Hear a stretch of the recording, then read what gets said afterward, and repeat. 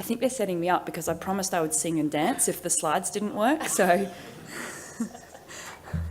Okay, so I've clicked through the initial statements that we need to put up. But just a bit of background in terms of Oz Minerals. So we're a growth-focused copper producer and we're based in Adelaide, South Australia. We're part of the ASX 100 with a market cap of around 3 billion. At the end of quarter 1, 2018, we had $646 million in the bank and we have no debt. It's been 3 years now since we put our growth strategy into place. If you think about back in 2015, we had one operating asset, which was our copper gold mine, Prominent Hill in South Australia. And the market really believed that that asset was slated for closure as early as 2018. Of course, like many resource companies, we had exploration opportunities, but we really needed to focus on how we were going to grow. In 2015, we had Carrapateena, but we'd had that on the books for 4 years, and we hadn't been able to develop that asset. So we put this strategy in place, and at the time we called it about earning the right to grow. It was a plan to grow Oz Minerals in a disciplined and value-accretive way. We would improve our safety, maintain our commitment to strong values, and a focus on capital discipline underpinning our goal of creating a multiple asset portfolio. So let's fast track to where we are today, and there's been a number of significant and very positive developments in the company. I've already mentioned our sound financial position. Prominent Hill now has a mine life out to 2029, and we have an objective of adding additional reserves each year from its significant resource base. Our new copper mine at Carrapateena is on schedule to begin first production in Q4 2019. At West Musgrave, the project we are in a joint venture partnership with Cassini Resources here in Western Australia with, is well progressed, and our pre-feasibility study is working towards a new open pit copper nickel mine. We're also in the middle of a shareholder offer with Avunco Resources, which yesterday went to 90%, allowing us a compulsory acquisition of the final 10%. So that's a very exciting step into Brazil for Oz Minerals. Along with this, we also have expanded our exploration portfolio. We have sites in Australia. We have opportunities internationally in Portugal, Mexico, and also, as of yesterday, in Sweden. There's a large number of factors behind this 3-year shift, but it's the heart of our focus on growth and value creation. So with Prominent Hill's ongoing cash generation and Carrapateena's scheduled production, our strategy continues to be focused on growing, which means building, which means power. And to be clear, we have implemented many changes already to our organisation in our culture and wider stakeholder relations over the last 3 years, but we have many more changes to go, and we want to continue to evolve the company and learn off those around us. So let's have a look at our global footprint. I've mentioned that we're pursuing copper-rich provinces, locally and internationally. This map is out of date, of course, as of yesterday, without Sweden mentioned on there. But what's really important is about the word province for us. So rather than simply seeking to develop a single new mine or single new opportunity, we look for copper-rich regions where initial or existing investments in both mines and infrastructure can serve as launching platforms for hubs and other opportunities. If we look at Carrapateena, we call this our Carrapateena province, with development opportunities at Kamsen, Fremantle Doctor, Punt Hill, and other targets within our existing lease. This is in addition to realising the full potential of the already much larger deposit. However, we see the same potential in Queensland, across the Musgraves, Portugal, Mexico.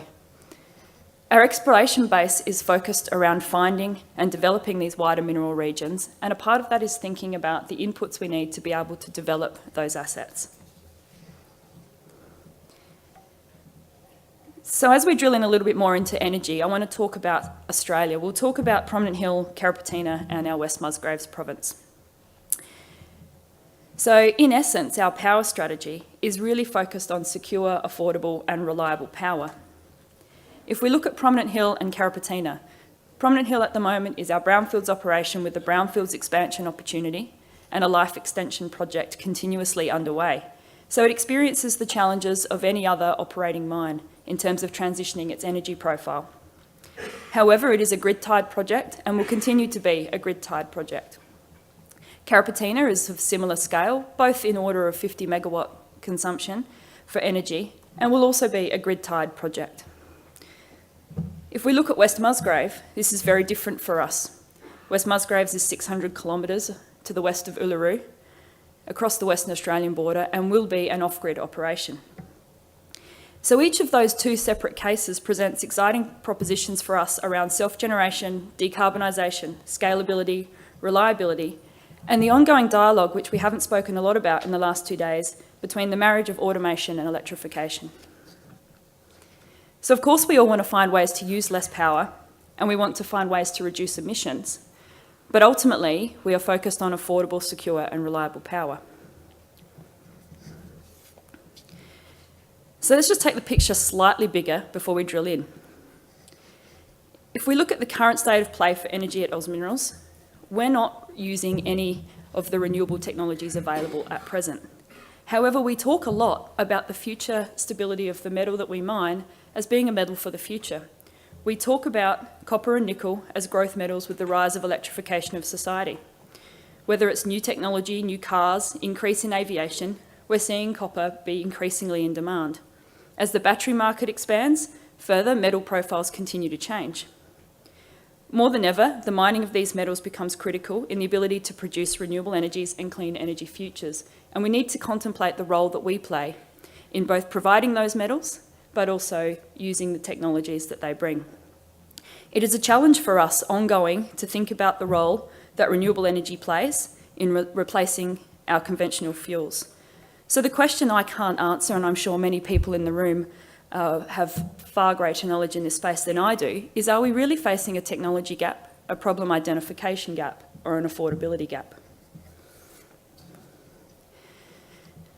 So I'm a terrible cook, but I love recipes. And so for me, it's about breaking down the ingredients for us making power decisions going forwards. And the simple thing is coming back to the 3 points of affordable, secure, and reliable. But I think it's important to drill in and distill what we actually mean when we talk about those. So at OZ Minerals, we've spent considerable time evaluating the options for Carrapateena and for Prominent Hill, not as assets, but as provinces. And it was agreed that remaining grid tied was the best way forwards for these assets, allowing exposure to the national electricity market and the forecast future downwards trend pricing in South Australia. So if we look at affordable, well, what does that mean? It's not just the price of power at a point in time today. Affordable to us is the power price that unlocks growth in line with our growth assets. We do not want to have power be an inhibitor for the longer life operations at lower grades as we progress forwards. This makes it challenging to determine the best cost structure and price structure for assets over a life of mine where potentially the resource has not yet been converted to reserve and we're expanding only on a single year basis. Secure does not mean safe. It means that it's going to work. How do we secure power, make sure it's built on time, constructed in time? How do we develop effective partnerships around delivery, that the technology carries little to no threat and that we are protected from any major changes or shifts in those new technologies? And finally, reliable. Effectively, that means it's going to work and not introduce complexity into our operations, ensuring that the downtime is minimal, that the efficiency is high. At the end of the day, OZ Minerals is not a power company, and we don't want to be a power company.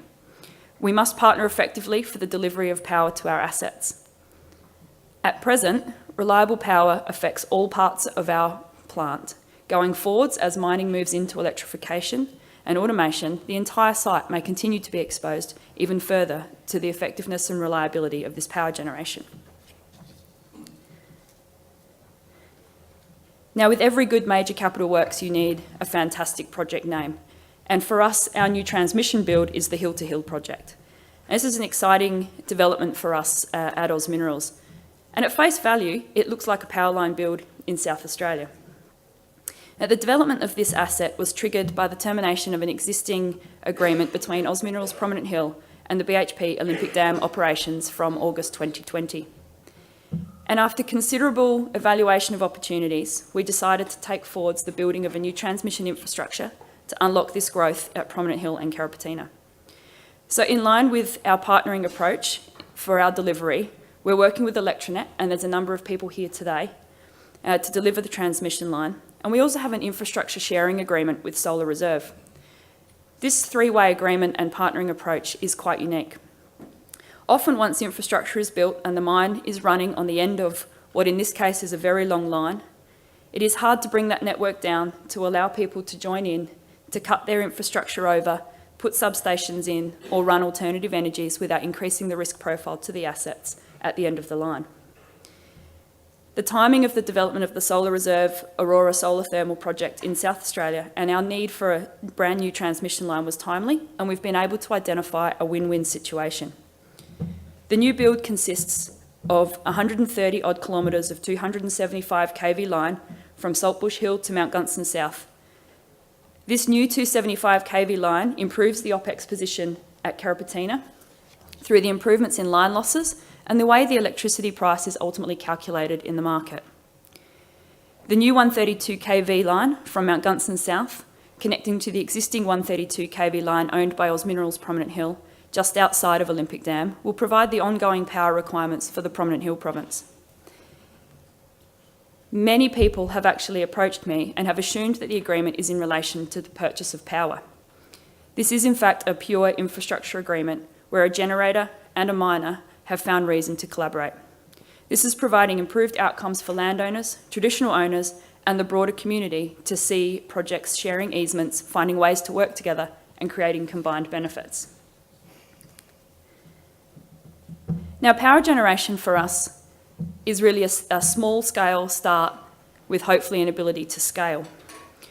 We do see value in renewables, and the way we approach our existing assets is they provide us the opportunity to develop proof of concept opportunities that we can then take with confidence to scale to our emerging asset base. So we do have a number of power generation projects in the pipeline, and I hope that I'm back next year to talk about these in greater detail. So to assist in addressing the questions around renewables, we're not taking an uncommon approach, but we do have a greater line of sight as to where these will be implemented into the future. So in South Australia, we are nearing the final stages of a solar and battery project that will assist in developing confidence around the technology and the integration of this technology into both our PPEs and our future off-grid mining. The West Musgrave project, during its PFS, has installed a wind mast to allow us to collect data from day one of studies that will enable us to have confidence going into the final stages of engineering and take forwards the right energy mix for this asset going forwards. But I intentionally put an obnoxious finger pointing out at everybody in this room, because for me, it's not about what I know. I have a resource, I have a mine, I have a site, I have a team and a willingness to develop assets and projects going forwards, but we can't do this without you. So our energy strategy is about combining our growth strategy. They really are one and the same. Energy is an input that we need to be able to grow. So when we look out and we want to partner with people, we need to look at people that are innovative, support our culture, and look at how they can bring a win-win situation to the table for working with Oz Minerals. We like to collaborate on solutions, create shared value for us and our suppliers. So ultimately, we look to you to help us innovate and come up with ways to present information that addresses our aspects of affordable, secure and reliable power now and into the future. Thank you.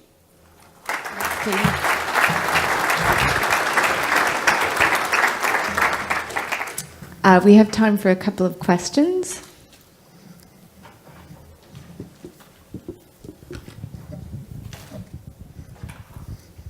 Anthony Barrage from S&P Global.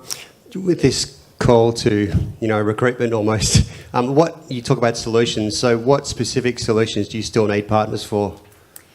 So look, in terms of where we're at with, if I take West Musgrave, we have a number of tenders that'll go out for your conventional PFS process.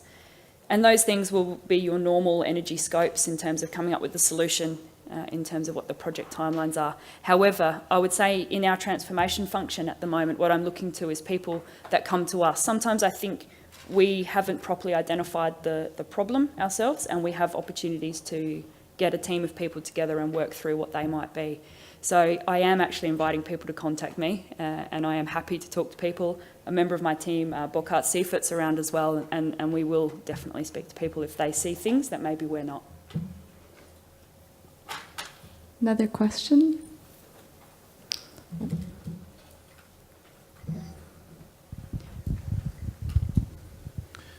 Hi, I'm Roy Mitchell. I'm from One Tide Modular Systems. We've got the stand just at the back there. If you get 5 minutes, please come around and have a look. Fantastic.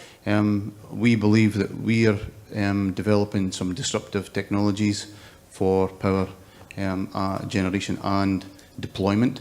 We were in the Western Australian Innovation of the Year Awards this year with a floating and universal deployment system for wind and solar. So we are aim to remove the civil works from the deployment of PV and wind. So have a chat, and I'm Fantastic. sure I can help you. Fantastic. Anyone else? Okay. Thank you so much, Katie. No worries.